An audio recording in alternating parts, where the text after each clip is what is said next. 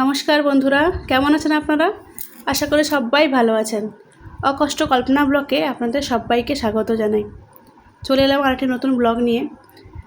আমার বর বারবার বলছিল আলুর চিপস বানানোর জন্য, কিন্তু সত্যি কথা বলতে আমি কোনোদিন আলুর চিপস বানাইনি।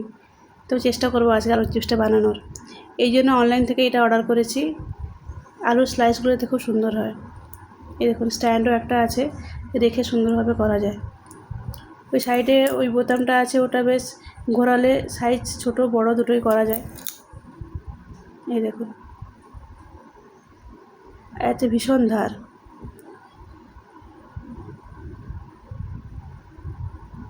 এতে পুরো চিপসের মতো সুন্দর স্লাইস হয়ে যায়।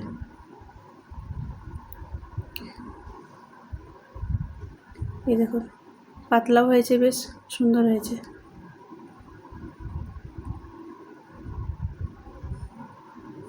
এই সময় আলুর দামটা একটু কম আছে, তাই একসঙ্গে 3 কিলো আলু, 3-3.5 কিলো আলু নিয়েছি। 3.5 কিলো আলু চিপস বানাচ্ছি। এটা এমনি হাতে করতে গেলে এত ধার, হাতটা কেটে যেতে পারে। আমার হাতটা একটু কেটেও গেছে। এই জন্য ক্যাপটা দিয়ে করলে খুব সুবিধা হয়। এই দেখুন, একটু ছোটো হয়ে এলে তখন ক্যাপটা ইউজ করতে হবে, নাহলে খুব মুশকিল হয়ে যাবে।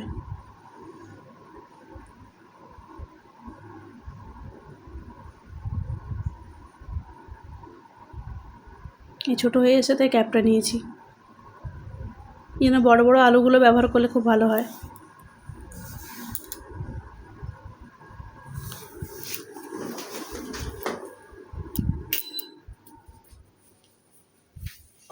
একবার মেয়ে দেখছে, একবার বাবা দেখছে, তা এখানে কিন্তু অনেক বিশাল কিছু একটা হচ্ছে ব্যাপার। আসলে আমার শাশুড়ি নাকি আগে প্রচুর আলুর চিপস বানাতেন, কিন্তু এখন তো উনি নেই, তাই এখন ও বলছে এবার তুমি বানাও।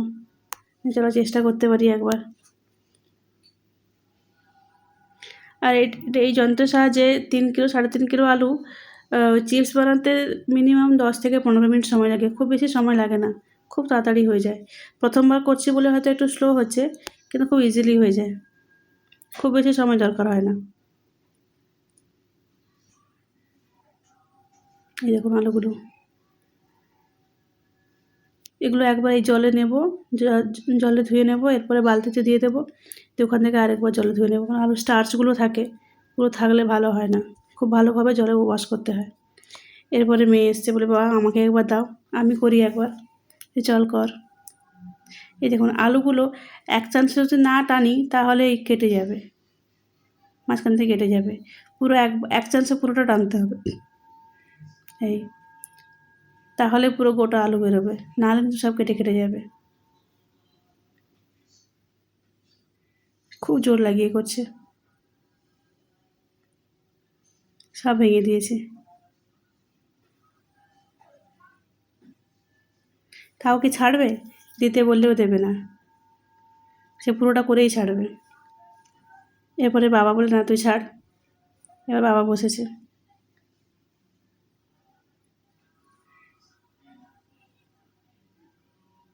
সবাই একবার করে ট্রাই করছে। মেশিনটা সত্যিই খুব ভালো। এই যন্ত্রটাতে খুব সুন্দর কাজ হয়, ধার, ভীষণ ধার আছে। একটু এদিক ওদিক হলে কিন্তু হাত কেটে যাবে।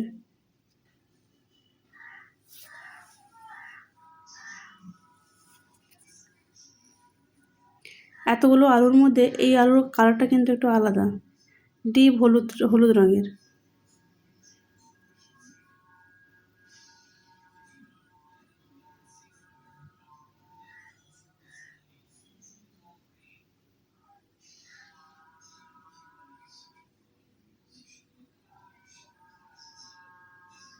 এই দেখুন, এই কালারটা দেখেছেন, একটু অন্যরকম কালার।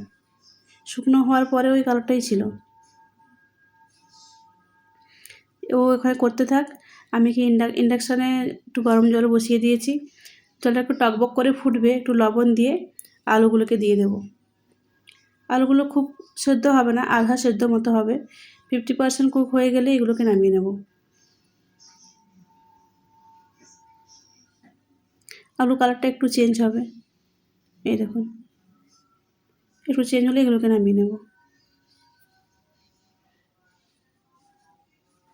আর জলটা বারবার পাল্টে দিলে ভালো, কারণ আলু স্টার্চ থাকে তো, স্টার্চগুলো একটার সঙ্গে একটা আটকে যায়।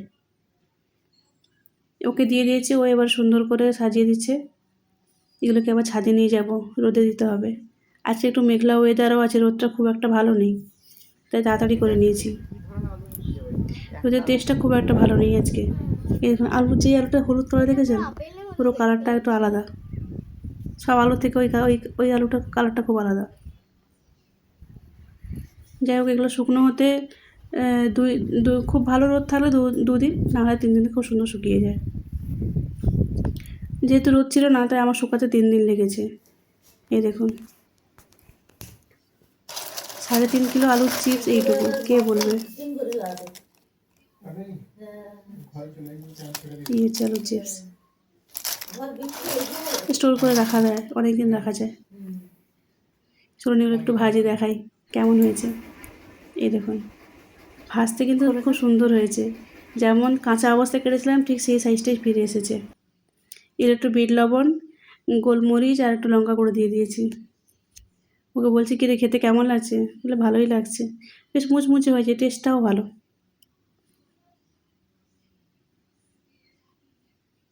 যাই হোক, সবাই ভালো থাকবেন, সুস্থ থাকবেন, আর চ্যানেলটা যদি ভালো লাগে আমাকে সাবস্ক্রাইব করে দেবেন। নমস্কার।